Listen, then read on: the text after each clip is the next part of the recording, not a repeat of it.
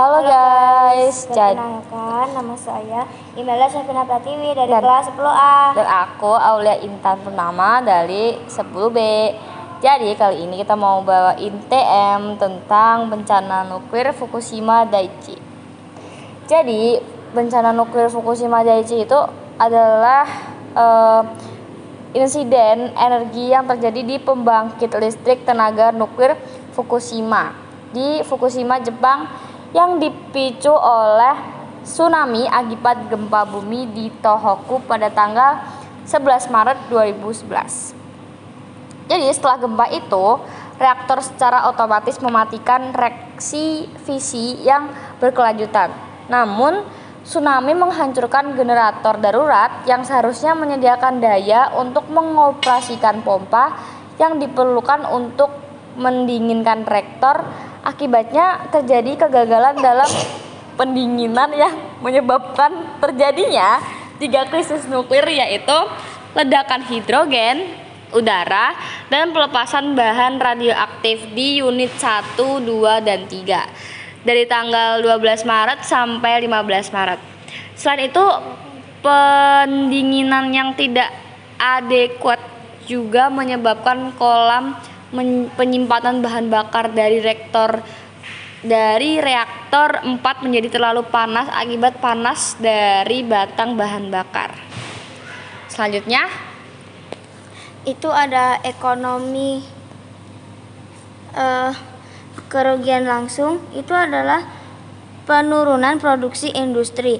Banyak pabrik dari industri di sekitar Fukushima terpaksa menghentikan produksinya karena kerusakan atau kekhawatiran akan kontaminasi.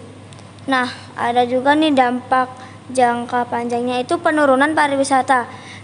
Citra negatif akibat bencana nuklir membuat jumlah wisatawan Asia ke Jepang menurun drastis. Dampak psikologis itu ada depresi ekonomi karena ketidakpastian ekonomi akibat bencana nuklir. Upaya pemulihan itu ada membantu keuangan dengan cara pemerintah yang memberikan uang kepada daerah yang terkena dampak bencana nuklir Fukushima. Terus yang kedua itu ada biologi, itu ada radiasi mempengaruhi tubuh dengan cara merusak sel tubuh. Ketika sel terpapar radiasi dalam jumlah besar, mereka mengalami kerusakan DNA yang parah. Kerusakan DNA dapat menyebabkan sel-sel menjadi tidak berfungsi dengan baik.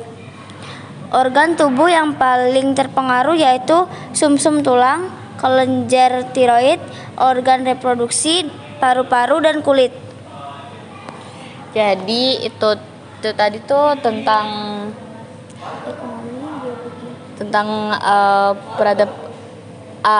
efek ekonomi dan biologinya. Kita lanjut dengan bencana Fukushima-nya. Jadi bencana Fukushima sendiri itu adalah insiden nuklir yang paling berarti sejak 26 April 1986.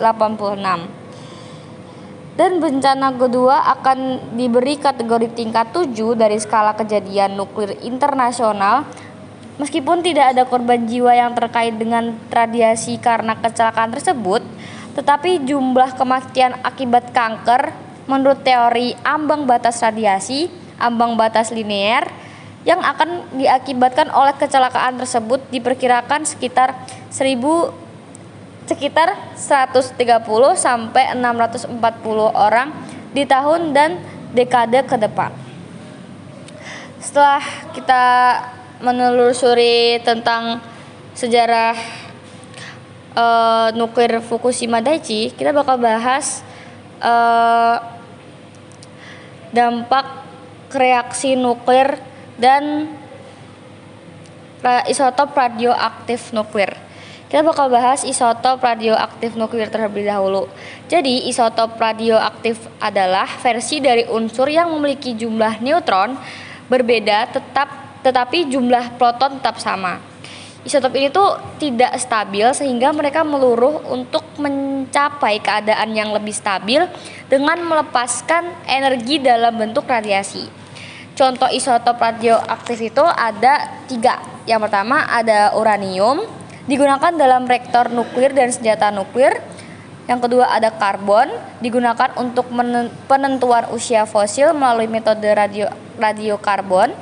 Yang ketiga ada iodin, digunakan dalam pengobatan penyakitan tiroid. Radiasi yang dihasilkan bisa berupa partikel alfa, partikel beta, dan sinar gamma. Reaksi nuklir itu mengakibatkan perubahan inti atom dan dapat menghasilkan energi dalam jumlah besar. Reaksi ini tuh terbagi menjadi 2 jenis utama, yaitu ada fisi nuklir. Fisi nuklir itu inti atom berat seperti uranium 235 atau plutonium 239 pecah menjadi 2 inti lebih kecil ketika terkena neutron. Proses ini melepaskan energi besar serta menghasilkan lebih banyak neutron yang dapat memicu reaksi berantai. Yang kedua ada fusi nuklir. Inti atom ringan seperti hidrogen bergabung untuk membentuk inti lebih berat seperti helium. Proses ini menghasilkan energi yang lebih besar dibandingkan fisi. Terjadi secara alami di inti bintang. Jadi yang berikutnya itu ada bencana nuklir Fukushima Daiichi, dampaknya terhadap kehidupan laut atau ekosistem.